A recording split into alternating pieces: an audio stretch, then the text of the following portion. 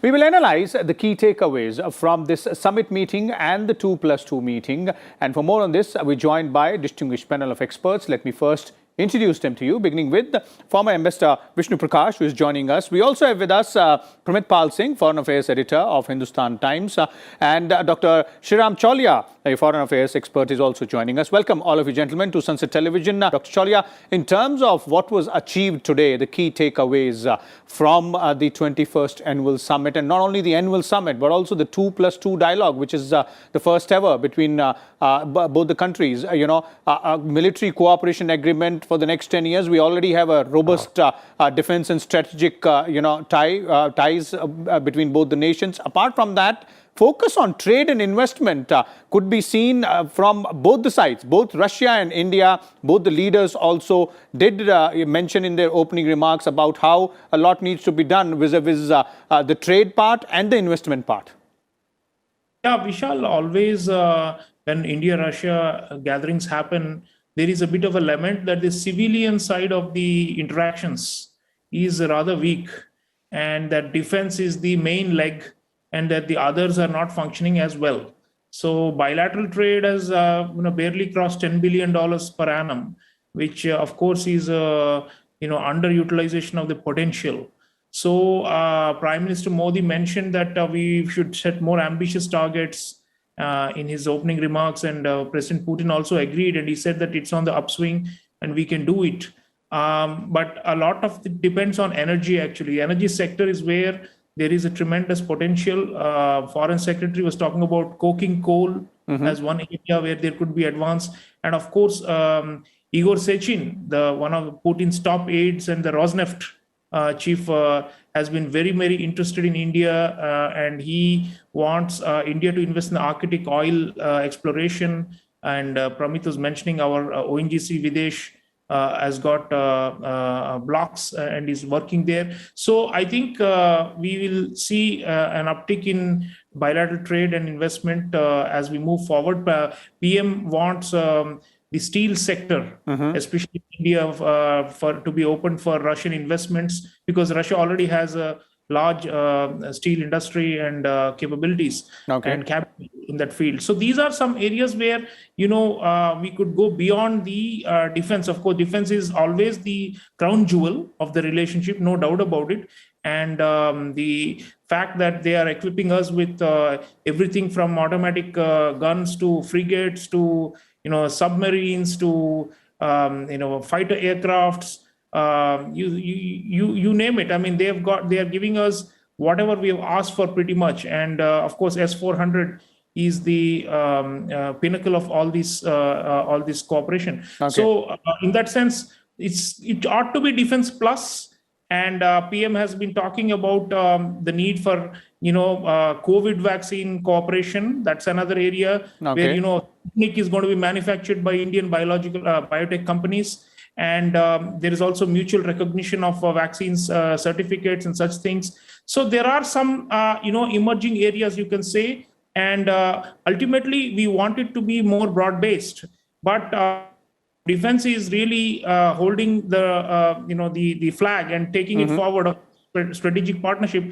So be it, because that pertains to the national security and the geopolitical interests of both countries, and on that score, we are getting an A grade. Dr. Chaulia, your views there on the convergences and divergences when we're talking about these issues. Regional security specifically, as Mr. Vishnu Prakash pointed out, that there seems to be a meeting of minds vis-a-vis Afghanistan, and of course the threat of terror and the issue of drugs as well. But the other two aspects, the Quad, the AUKUS, the Indo-Pacific, there of course we have our own views, and we intend to keep them.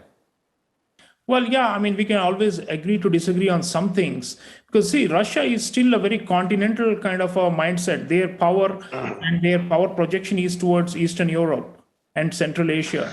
So it doesn't have like a very strong naval outlook towards the Indo-Pacific. They have done some exercises with ASEAN. We are trying to talk to them about the centrality of ASEAN and how we must strengthen ASEAN, which will be necessary to push back the Chinese aggression and bullying. But on the other hand, I think they don't see themselves as playing a very significant role in the near future in the maritime space of the Indo-Pacific as a military player. Now we have the Chennai-Vladivostok maritime corridor, but that's mainly for commercial shipping. And so we have not yet seen a Russian return, so to say, in the Pacific as it was there in the Soviet times. Okay. So Russia is struggling with limited finances, and it concentrates more of its strategic energies on countering NATO in Europe and to a lesser extent to maintain its influence in Central Asia vis-a-vis encroaching Chinese shadow there.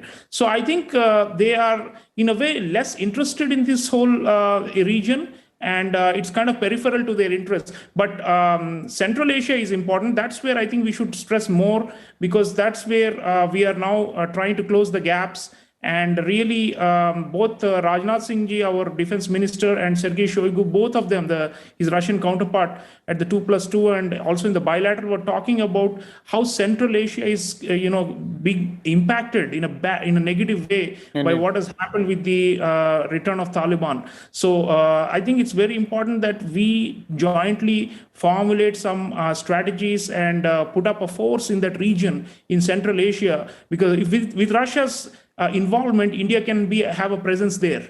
And we already have one base in Tajikistan. We can expand it. So I think these are some of the pragmatic things that already the two national security advisors of Russia and India have been conferring. And the 2+2 dialogue simply makes it. Dr. Jaishankar used a phrase, I want to inform viewers, Vishal, politico-military issues that are interrelated and cross-cutting. This is what is the crux of 2+2, politico-military, meaning you cannot divide now the diplomacy on one side and the defense. We have to take it together in order to get past this big imbroglio that's been created in our extended neighborhood because of Pakistani shenanigans and because of their proxies in the region. So it's very important that the Lashkar-e-Taiba, for example, was mentioned, Jaish-e-Mohammed was mentioned. So these are important, achievements in a small way of this bilateral summit and the two, because it shows Russia and India are on one point. And I'll conclude with President Putin saying our positions are aligned on terrorism. And Putin, is a very, very hard-nosed person when it comes to countering terrorism, be it within Russia or in the extended neighborhood or in the Middle East. So he will not pull back any punches when it comes to fighting jihadist extremism. And this is an area of deep convergence that we have to build upon. Indeed. Thank you so much, Mr. Vishnu Prakash, Pramit Pal Chaudhary, as well as Dr. Sreeram Chaulia, for sharing your views and insight.